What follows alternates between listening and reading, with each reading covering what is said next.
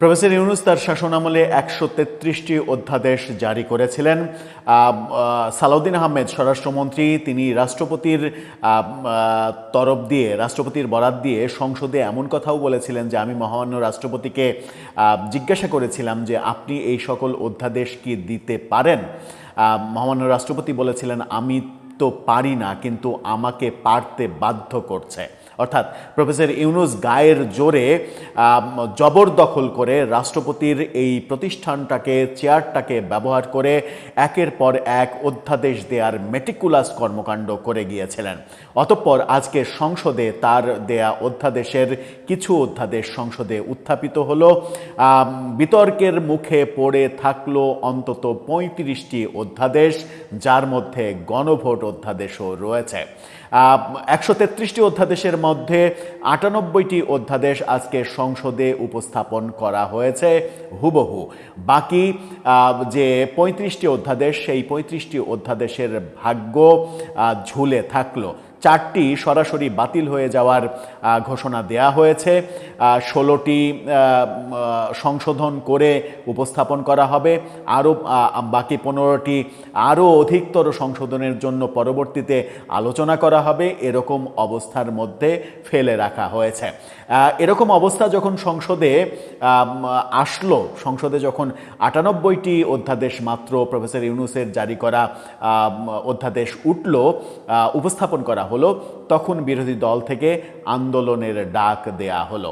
তাহলে কি সত্যি রাজপথ উত্তপ্ত হচ্ছে? যেটা আজকে সকালের ভিডিওতেই বলেছিলাম, বিরোধী দল আন্দোলনে যাচ্ছে, সেটাকে মোকাবেলা করবে কিভাবে বিএনপি। চলুন একটু জেনে দেখি অধ্যাদেশ কোনগুলো সংসদে উপস্থাপিত হলো না, কোনগুলো বাতিল হয়ে গেল।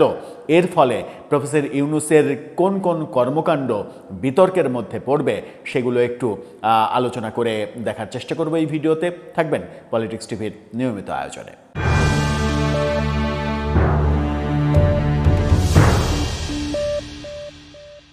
দর্শক, বলছিলাম প্রফেসর ইউনূসের মেটিকুলাস ১৩৩ অধ্যাদেশের মধ্যে মাত্র ৯৮টি অধ্যাদেশ সংসদে উত্থাপিত হওয়ার কথা। তার আগে একটি মানবিক কথা বলতে চাই। ফুড ফর অল এই শিরোনামে একটি নতুন চ্যানেলের যাত্রা শুরু হয়েছে।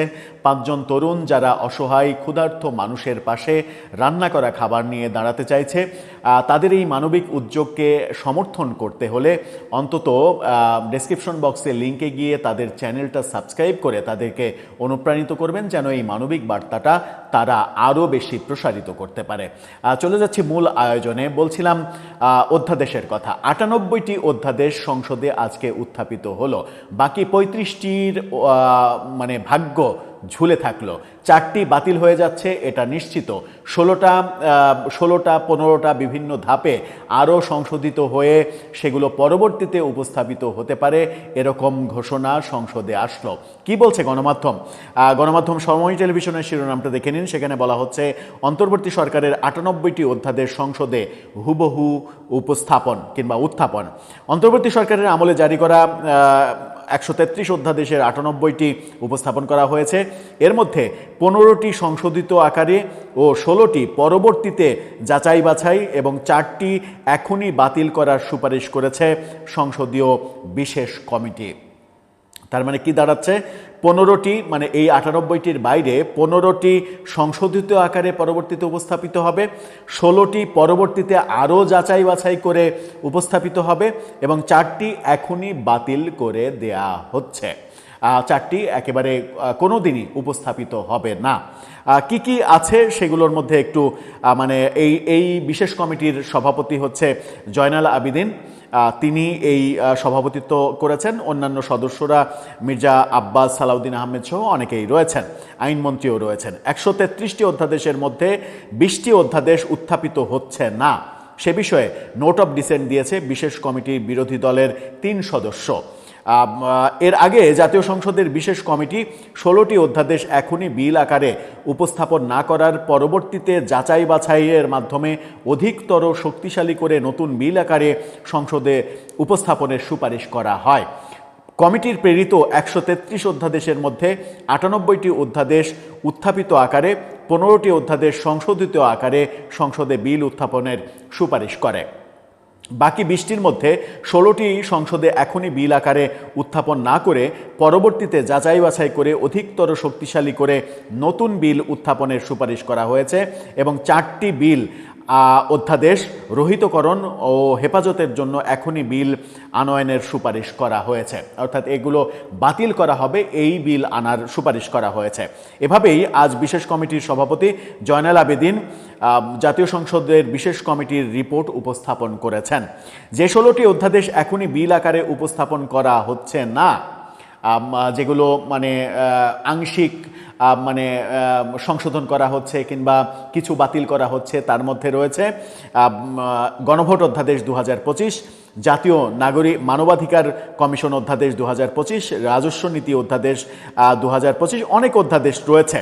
এই 16টি মানে পরবর্তীতে অধিকতর সংশোধন করে এগুলো পরবর্তীতে আলাদা বিল আকারে আসবে, এরকমটা বলা হয়েছে কমিটির পক্ষ থেকে, যার মধ্যে গণভোটও বাতিল হয়ে যাবে এরকম ধারণাই আমরা বিএনপির পক্ষ থেকে পাচ্ছি।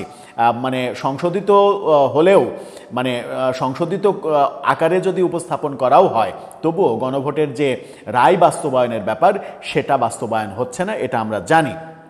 এছাড়া 4টি অধ্যাদেশ রহিতকরণ ও হেফাজতের জন্য সংসদে বিল আকারে উপস্থাপনের কথা বলা হয়েছে, যে 4টা একেবারে বাতিল হয়ে যাচ্ছে, প্রথম ধাক্কাতেই বাতিল করে দেওয়া হচ্ছে। সেগুলো হচ্ছে জাতীয় সংসদ সচিবালয় অন্তর্বর্তীকালীন বিশেষ বিধান অধ্যাদেশ 2024, সুপ্রিম কোর্টের বিচারক নিয়োগ অধ্যাদেশ 2025, সুপ্রিম কোর্ট সচিবালয় অধ্যাদেশ 2025 এবং সুপ্রিম কোর্ট সচিবালয় সংশোধন অধ্যাদেশ 2026।